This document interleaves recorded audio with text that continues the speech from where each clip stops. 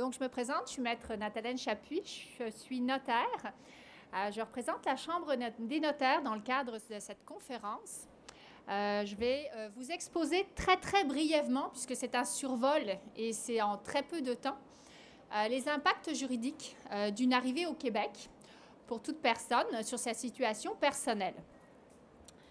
Donc, on va tout d'abord voir la situation personnelle d'un immigrant, le fait d'immigrer, quelles en sont les conséquences, et puis comparer ça un petit peu avec le Code civil, le droit civil en général.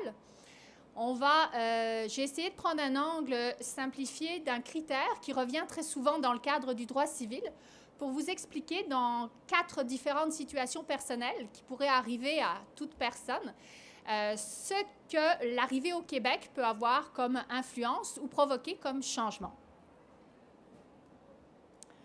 Donc, comme je l'expliquais, le fait de venir s'installer au Québec a non seulement des répercussions dans vos vies personnelles, mais également dans vos vies juridiques.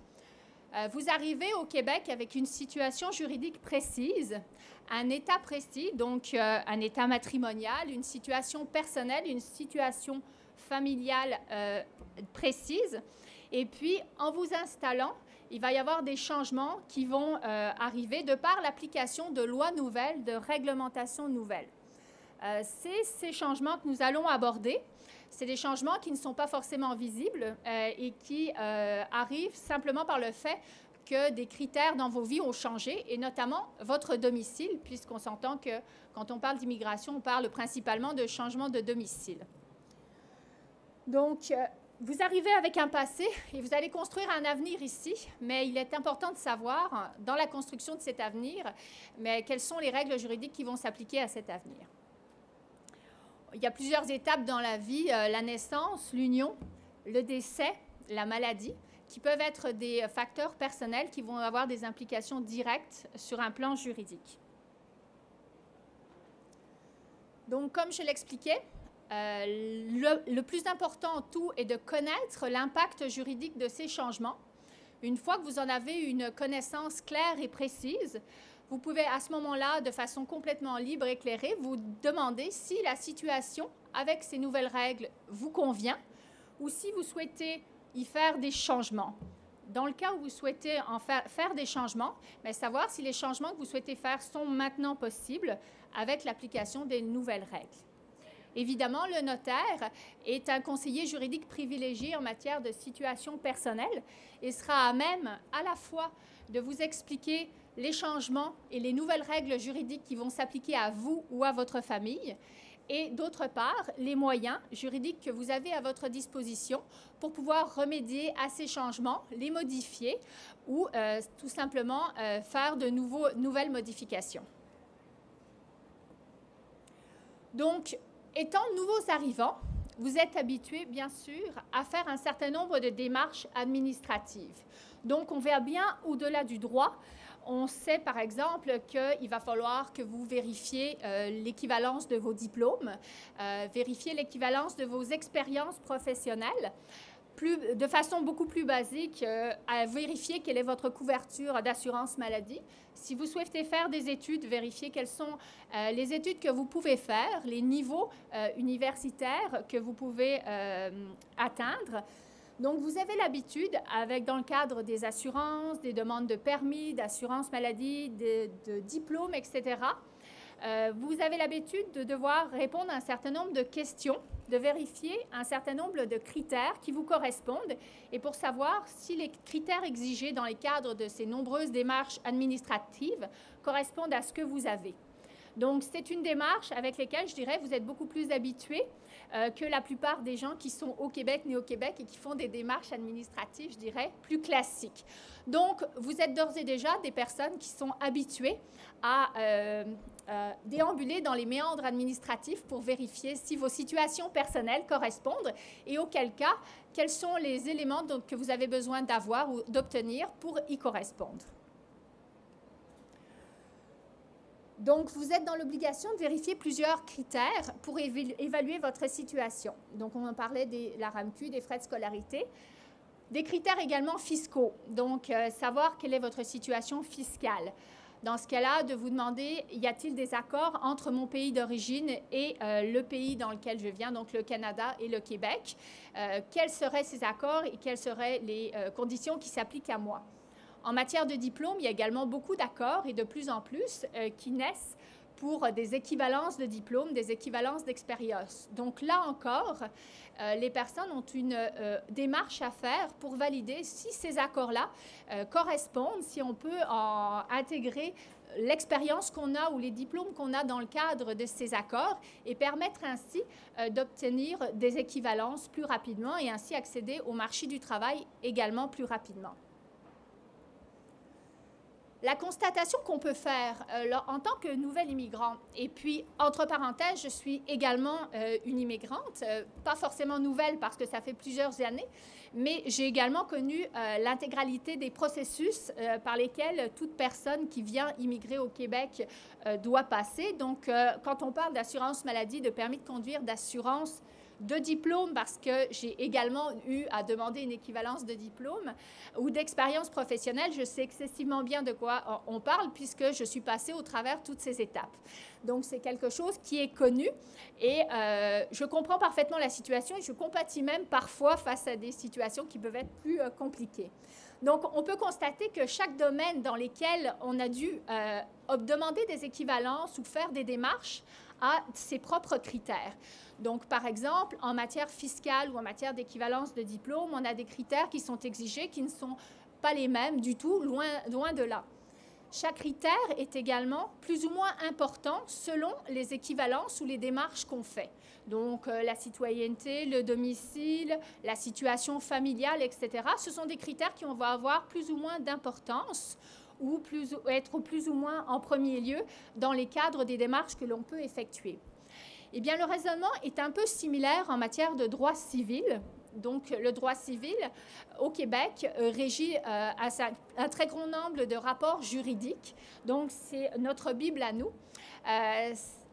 C'est le Code civil du Québec. Le Code civil du Québec est issu également du Code civil, Code Napoléon, le Code français. Donc, il va régir un très grand nombre de règles juridiques pour les individus. Donc, le raisonnement est similaire et quand on parle du droit civil, on va se demander, dans les domaines du droit civil, quels sont les critères qui vont prévaloir, quels sont ceux qui sont plus importants par rapport aux autres. J'ai essayé, quand j'ai fait la préparation de la conférence, de me demander quel était le critère qu'on avait tendance à retrouver le plus souvent dans l'analyse des situations juridiques des individus. De par l'expérience que j'ai, pour avoir effectué énormément de consultations de personnes qui venaient d'un pays étranger ou qui ont des avoirs à l'étranger, j'ai constaté que le critère le plus fréquent qui revenait, c'était le domicile. Donc, à présent, les personnes qui arrivent ici ont un domicile au Québec, donc ils ont l'intention d'établir leur domicile au Québec. Et le fait même d'avoir ce nouveau domicile au Québec vient modifier un certain nombre de choses dans leur situation personnelle. Ce domicile, bien évidemment, c'est un critère parmi tant d'autres dans le droit civil. C'est un critère qu'on retrouve souvent. C'est un critère qui est important. Mais bien sûr, ça n'est pas le seul. Et ce serait véritablement restreindre énormément les règles du droit civil que de se limiter à ce critère. Mais pour les fins de la conférence, ça va être notre fil conducteur et ça va être celui qu'on va regarder pour vérifier quelles sont les règles qui sont applicables aux situations personnelles des individus. Je disais que ce n'était pas le seul et je faisais notamment référence aux critères de la citoyenneté. Très souvent, lorsqu'on nous consulte, on nous mentionne qu'on a eu la citoyenneté canadienne. Et on demande s'il y a un impact par rapport à la situation personnelle juridique des individus. Étonnamment, le domicile est beaucoup plus important que le critère de la citoyenneté. Et c'est véritablement avec une question de fait, donc où la personne est domiciliée, qu'on va pouvoir raisonner et vérifier quelles sont les applications des règles juridiques. Donc la citoyenneté, oui, est parfois un critère, notamment en droit international privé, mais c'est loin d'être seul et c'est loin d'être le plus important. D'où l'intérêt pour moi de parler du domicile des individus. J'ai regroupé principalement 4 grands domaines dans lesquels j'ai retrouvé une grande importance du domicile des individus. Alors, ces domaines, ce sont tout d'abord les mineurs. Donc, on parlait de la naissance tout à l'heure dans les étapes importantes de la vie. Donc, les mineurs, les enfants, la gestion en général, la gestion juridique des enfants. Le deuxième point, ce sont les régimes matrimoniaux. Donc, les époux sont régis par des règles juridiques entre eux quant à la gestion de leur patrimoine, quand ils veulent contracter avec une autre personne ou quand ils font des actes juridiques. Donc, on s'interroge là sur les règles juridiques qui régissent les époux. Donc, ce sont les régimes matrimoniaux. Le troisième point sur lequel le domicile est un facteur qui est très important, c'est le point des successions. Donc, le règlement successoral, une fois encore, on se réfère aux étapes de la vie. La naissance pour les mineurs, le mariage ou l'union pour les régimes matrimoniaux. La succession, c'est le décès. Immanquablement, c'est quelque chose qu'on ne peut éviter. Donc, c'est un élément qui est très important à prendre en compte dans l'application des règles juridiques qui peuvent s'effectuer. Le dernier point dans lequel le domicile est un élément qui est très important, c'est l'inaptitude. L'inaptitude, c'est lorsqu'une personne perd ses facultés intellectuelles et qu'elle perd ses capacités à gérer sa personne ou ses biens.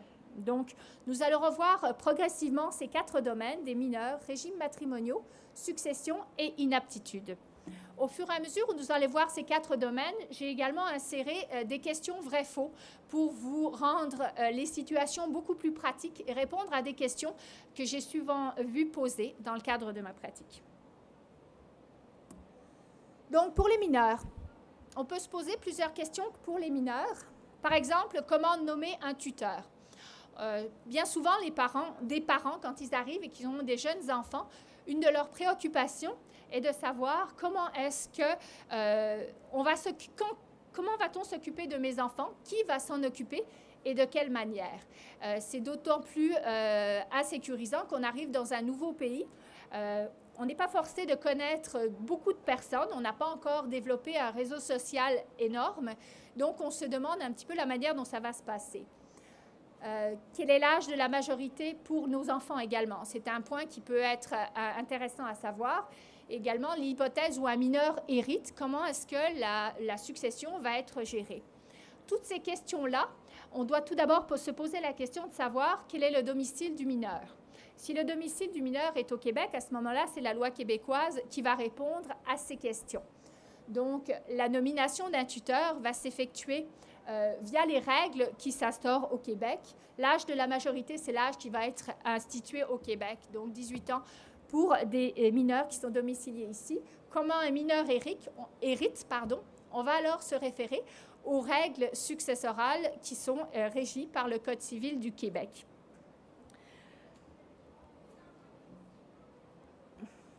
Vrai ou faux? Nous avons des enfants et voulons désigner un tuteur si nous décédons.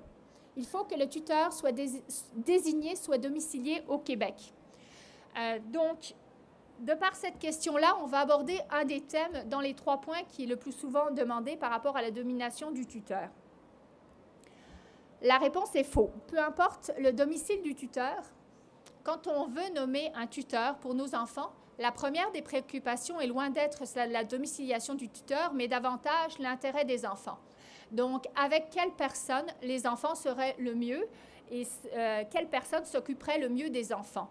De façon subséquente, on verra quel est le domicile du tuteur, mais si le domicile du tuteur est à l'étranger, ça n'est pas un facteur qui justifierait de ne pas nommer la personne. La raison en est notamment que c'est l'intérêt du mineur qui prédomine.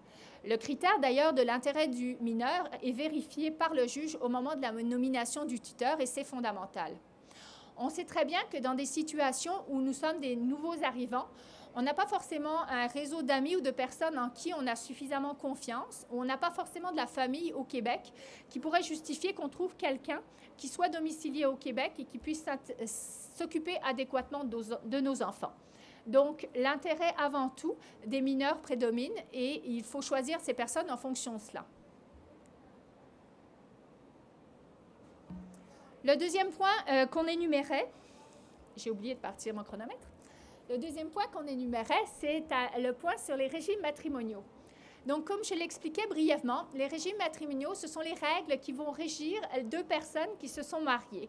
Donc, les règles juridiques qui vont régir ces personnes quant à la gestion du patrimoine, aussi bien du patrimoine que les personnes auraient pu avoir avant leur union, que le patrimoine que les personnes vont accumuler après leur union. Au Québec, on distingue deux strates en matière de régimes matrimoniaux.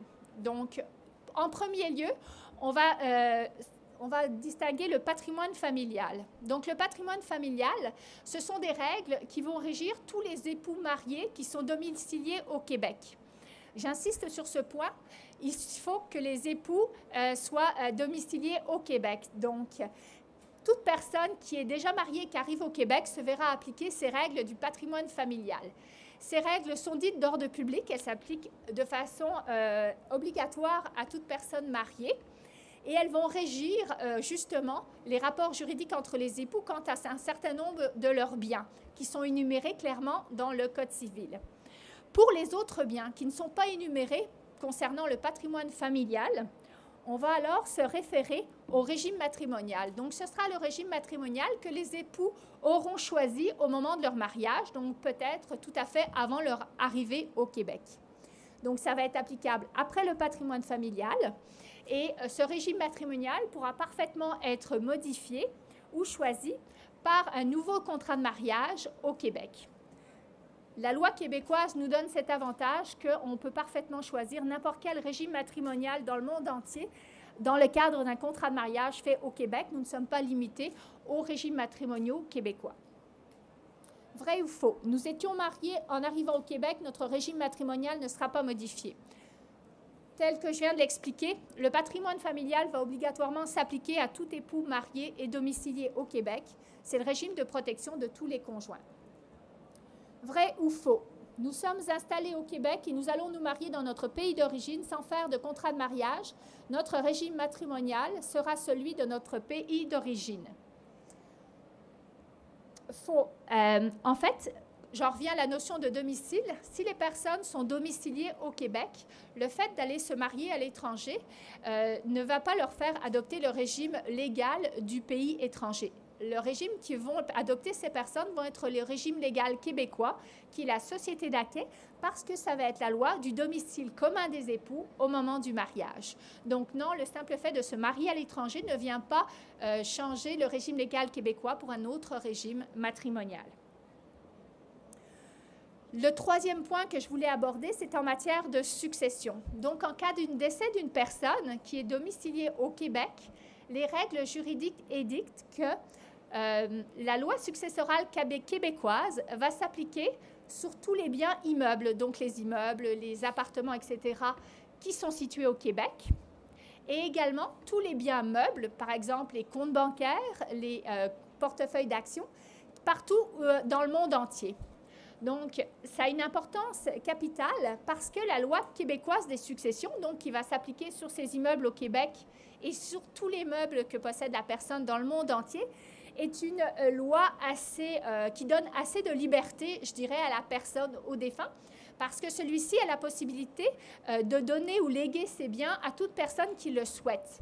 Il n'est pas obligé de transmettre à une personne en particulier ses biens, comme par exemple la loi française successorale qui édicte la réserve héréditaire, donc qui oblige à transmettre une partie obligatoire de ses biens à ses enfants. Donc, il est important de savoir que passer d'un domicile, par exemple, de France à ici, vient transformer l'application de la loi successorale française à la loi successorale québécoise et donner une beaucoup plus grande liberté à la personne qui doit faire son testament sur les biens meubles qu'elle possède dans le monde entier, sur les immeubles au Québec.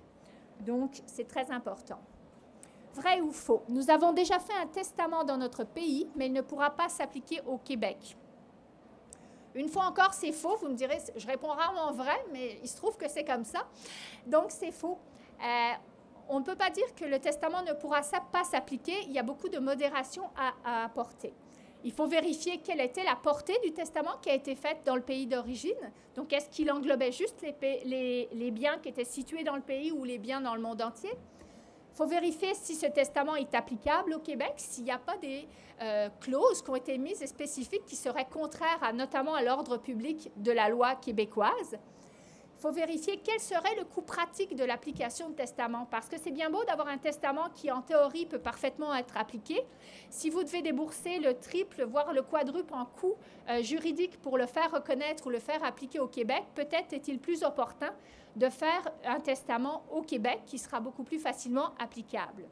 Et enfin, il faut voir s'il n'y aurait pas la possibilité de conserver ce testament d'origine, mais de faire un testament complémentaire au Québec en scindant l'application des biens en fonction de leur localisation. Parfois, c'est plus judicieux et au final beaucoup plus économique et beaucoup plus simple pour la personne qui est chargée du règlement de la succession. Le dernier point que je voulais aborder très rapidement, c'est l'inaptitude. Donc, lorsqu'une personne est déclarée inapte, c'est-à-dire qu'elle n'est plus en mesure, elle n'a plus les facultés intellectuelles, pour gérer ses biens ou sa personne, peut être déclarée inapte. Dans ce cas-là, il n'y a pas de vide juridique en l'absence de contrat. C'est le curateur public qui va organiser la tutelle de la personne, donc la gestion de ses biens et de la personne. Autre possibilité, c'est de faire ce qu'on appelle un mandat en prévision de l'inaptitude, qui est un contrat qui va d'ores et déjà prévoir la personne qui va gérer les biens et la personne, et également les modalités de gestion de ces biens et cette personne. Donc, ça permet, je dirais, à la personne qui devient inapte d'avoir prévu de façon beaucoup plus précise les modalités de sa représentation. En conclusion, je dirais que vous avez pu constater qu'il y a un certain nombre de règles juridiques qui vont s'appliquer au Québec sans pouvoir les modifier. On parlait du patrimoine familial, par exemple. On a constaté également que les règles juridiques qui peuvent être modifiées, donc la nomination de tuteur pour les enfants, un contrat de mariage, on va pouvoir modifier un régime matrimonial. On va pouvoir également faire un testament pour déroger aux règles qui s'appliquent à défaut de testament. On va également pouvoir faire un mandat en cas d'inaptitude. Ça, ce sont des actions qu'on pose, des contrats qu'on fait pour venir modifier la situation juridique une fois qu'on en a pris clairement conscience. Donc, une fois encore, et je le souligne, l'importance de connaître les règles juridiques qui s'appliquent à chacun des individus et à chacune de leurs situations personnelles. Une fois qu'on a connu ces situations juridiques, est-ce qu'elles sont satisfaisantes par rapport au bagage juridique qu'on a d'ores et déjà, par rapport aux actes juridiques qu'on a déjà posés auparavant? Et puis enfin, est-ce qu'on peut les améliorer? Donc, si elles ne sont pas satisfaisantes, qu'est-ce qu'on souhaite faire? Et est-ce que c'est juridiquement possible dans le cadre de cette nouvelle législation? Évidemment, le notaire reste votre interlocuteur privilégié pour répondre à ces questions et analyser votre situation juridique personnelle.